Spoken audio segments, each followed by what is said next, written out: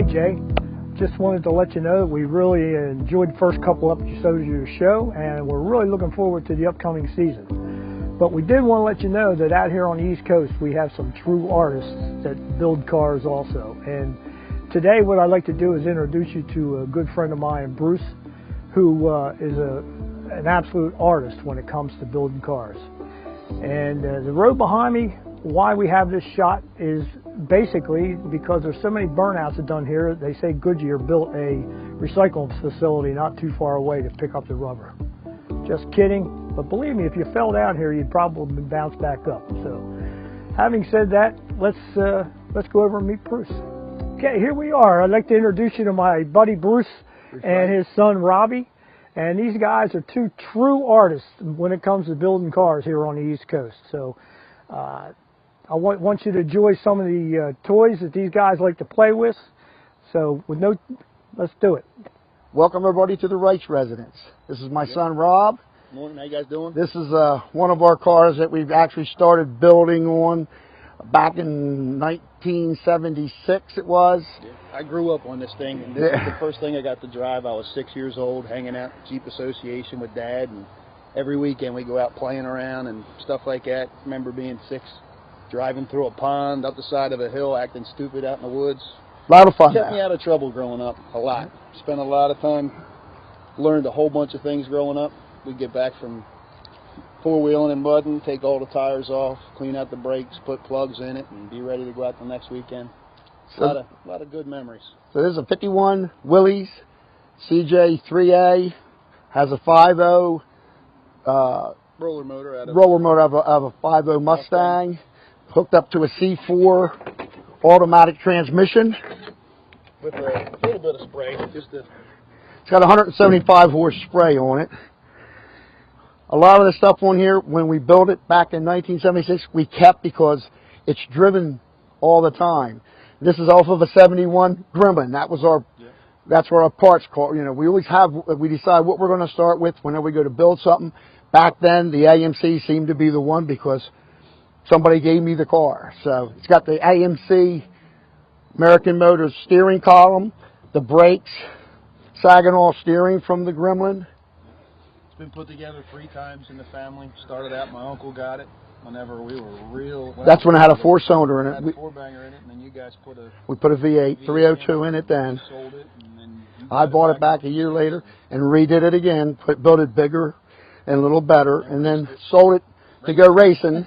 Yeah, we raced it, and then we sold it to go get a motorhome because we ended up racing on the sand. If I can jump in here for a real quick minute and interrupt, I just want to mention that all these cars you're going to see are street legal, which in itself everything's got a tag, everything gets driven. We drive over to Jersey. To the car shows or whatever it is. All over the place. We don't normally go inside and pull up next to everybody else's car. We usually keep ours in the parking lot, and we have our own little car show out in the parking lot. They're not pretty, they're drivers. That's what we're trying to say to you. So this thing's been in the family for 3 times. And the last time I built this was 1993, so it's not pretty, but yet it's functional. So now we're going to move on to the 49 Chevy pickup truck over here that we built this in 1999. We got it built, painted in 2000. This is a 49 Chevy half-ton pickup truck. Picked it up in Alexandria, Virginia. Yeah. Back of a pickup truck and on a landscaping trailer. It had more leaves in it than anything. You'd think a tree was going to grow out of the doggone thing. But this we threw a 350 small block, Brodak heads. This has a 700R 4-speed automatic with a 9-inch rear in it. And this is another one of our toys. This has nitrous ox. This has a 100-horse shot of nitrous on it. Like I said, they're not pretty. On this car, we went with the bow tie concept. So everything on it that we could do was bow tie. So if you see a bow tie on the car, on the truck, that's what it's about. So like I said, it's got the nitrous, it's got the big heads. He takes this thing and runs down to Lowe's and gets pellets for his pellet stove, and the people look at him, he's crazy. I just got to remember to pump up the tires. Everything gets driven, and that's what we think about it. You can't have toys and not play with them. But we try to put the air intake systems because we function off of the outside air versus the superheated inside air. So I did this one Christmas. We did this one Christmas time just to throw it together and make it. So we bent it, welded it, and that was probably 99 when we were doing it. So this has a 700R, 4-speed automatic. So it's drivable. You cruise down the road doing 65, and it's doing $2,000. Almost getting good gas mileage, but it's got a 4.9-inch, 355 gears in it, and it's just it's a daily. All these things we drive, which is fun. That's how we look at it. They're not pretty. So here we go. This is my son Rob, as we already know, and this is his first vehicle that he ever had. I got this when I was 13. Got it for doing a motor swap in a couple of vans and getting one running. It was 4-cylinder flathead motor in it that somebody had redone a little bit, but it was stuck in the mud, rusted up to the floorboards. It was a driver probably, but we never even fired it up. We just yanked everything apart. He measured to the way he wanted it to sit, so he built his own, designed his own chassis. He designed a chassis when he was 15, and sent it up to S&W Race Cars, who was one of our sponsors later on in life, and. They mandrel bent everything and got everything together. We went and made fixtures to hold everything, squared it up, argon blanket welded the chassis, and put a 12-point cage in it, and continued to put it together for years and years. It's all composite floor and all Nomex honeycomb with Kevlar top and bottom on it, so she's light. She doesn't. We don't even know what we've never even weighed it. Right. Now he's driving it, believe it or not. 427, big block. Makes a little bit of noise. We go cruising to car shows and to birthday parties and all of our family get-togethers. But it's motor plated. Everything we do, we try to motor plate with a mid-engine plate on it. So then we're not limited on what horsepower we want to put to it. Yeah. And everything you'll see here has a 4.9-inch in it, except for the Jeep. Yeah. And I have them back there, but I just never did that. But this is this little baby. This has a Kevlar dry shaft, one of 4.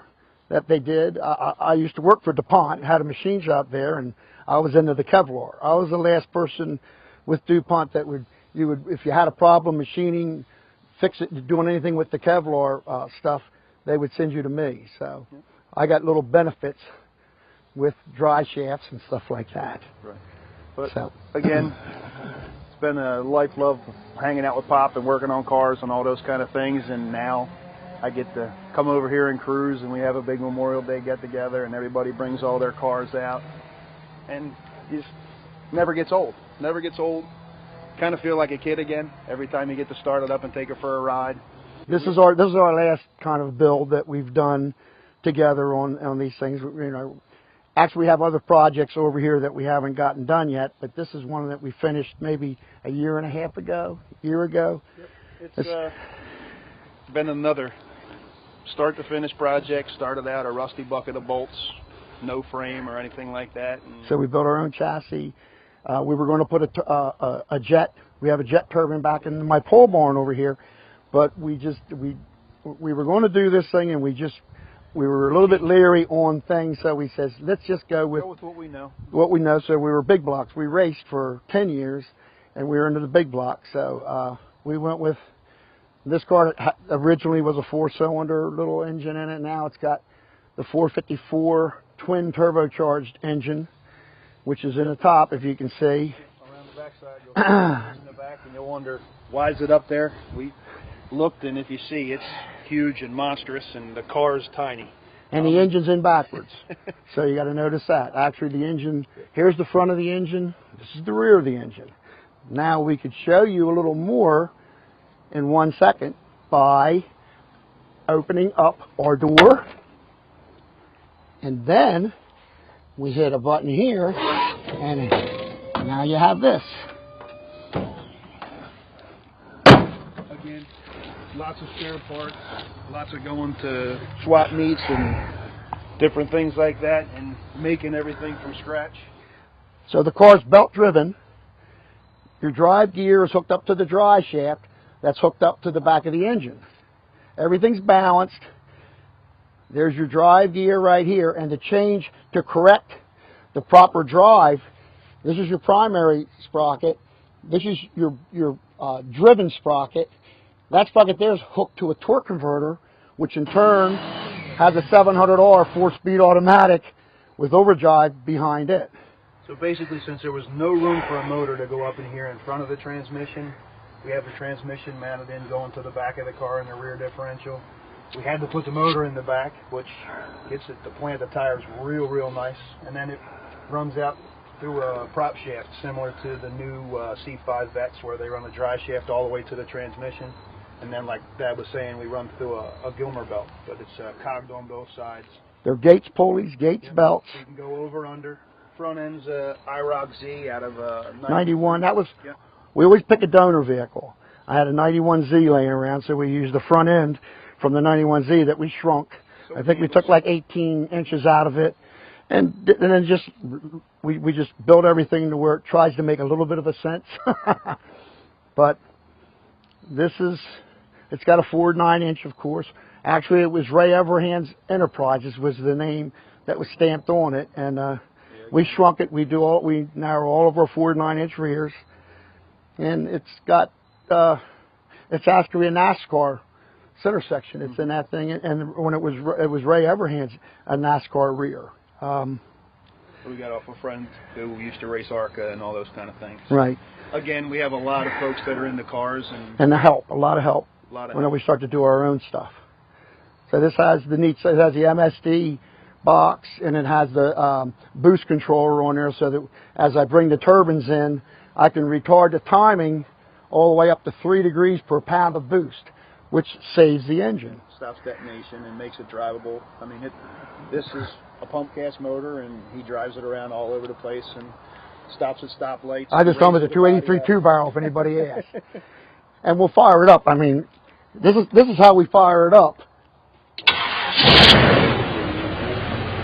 A 283 two-barrel is what I call it. Now with the body lowered, we put something on here for the kids, to entertain the kids. And if you look on the hood, you will see a little fella.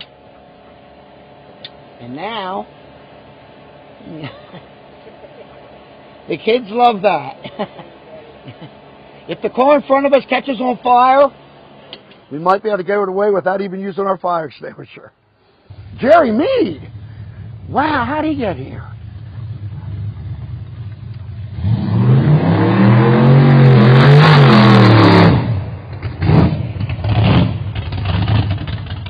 Yeah, Jay, here's this truck just pulled up out of the clear blue sky. One of my buddies, Jerry Mead. This thing here started out its life as a straight 6-cylinder. We massaged things in it and created what is sitting here right now. Jerry, you want to pull the front end off? You want me to? Takes one person to pull the whole front end forward. Okay? One person to lift it up. Period. And there it comes apart. There's a pit pin for holding the front end on. And then a cannon plug over there for disconnecting all the electrical stuff. So the firewall we built custom, cover up everything. All we did was throw some steel on there, conditioned everything so there was no rust or anything like that. This has a 510 cubic inch big block Chevrolet, 650 horse without the bottle. It's got the fogger system, so the unit we have on it now is only 250 horse. We can go to 500 horse really easy, but we don't think the transmission would hold the 500. It's supposed to hold 850 to 900 horse, because this has a 700R 4-speed automatic in it, but it has a special converter that we had to send out and try to find, and it's a little bit crazy. This is a little crazy thing. Each carburetor has its own fuel line, has its own. I got a mixing box up here, which this way it doesn't care where any of the fuel is coming from, because when Jerry arms the nitrous, it turns another fuel pump on back there. So we're running 2 electric fuel pumps. One's running all the time. The other one, as soon as he arms the nitrous, it kicks on another electric fuel pump, which keeps us from going lean. And we've come up with different things to ventilate the engine right. And this has a real nice MSD ignition setup, so we can, as soon as the nitrous comes on, at a certain RPM, I have it set on to start bumping the timing back. So it retards the timing, which allows the engine to breathe real easy, to run real easy. So what you see there, it's got the Brodak heads. It's got all the good stuff. This thing has a Callie's 4340 knife edge radius crankshaft in it. mechanical roller, 715 lift intake, 715 exhaust, right around 300 duration on it. And this is it. This thing's all done, 4.9 inch. He has to get the body work done and paint it. So hopefully you like seeing some of the stuff that we have around here, and if it all intrigues you at all, feel like coming by taking a ride. We're here on the weekends hanging out. Dad's here all week and just love seeing people that like toys just like we do. So stop on by, take a ride. You'll probably wind up being the president of all the clubs around because everybody loves your show. All right, thanks an awful lot. Have a great day.